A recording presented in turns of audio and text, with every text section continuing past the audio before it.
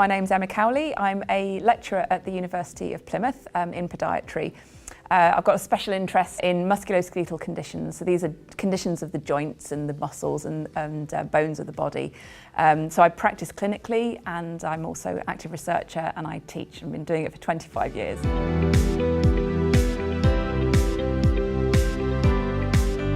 Top tips for looking after feet at work. Got a great question. I think there's some really easy top tips to go with first of all, and some of these just simply relate to hygiene and just keeping your feet healthy.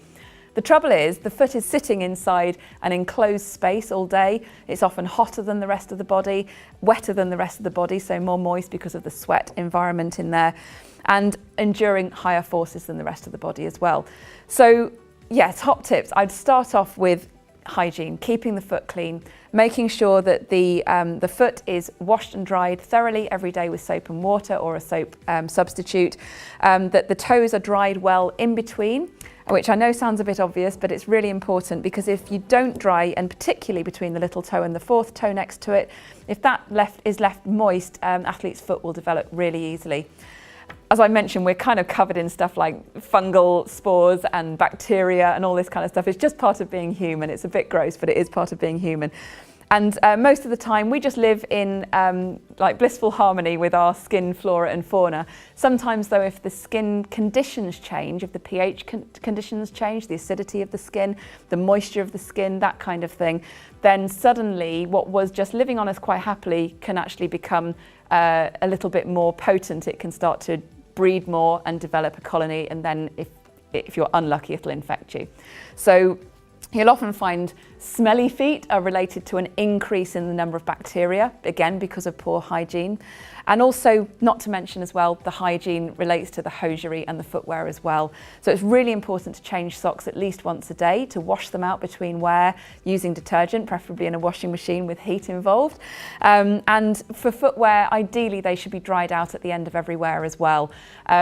Ideally, again, it should be a 24-hour period if you've had a heavy wear of them with lots of sweat, so maybe 2 pairs of boots that were in rotation. But if that's not possible, then just give them as much chance as possible to dry out. So try not to stuff your socks in to the boots, because then that stops the evaporation of water coming away.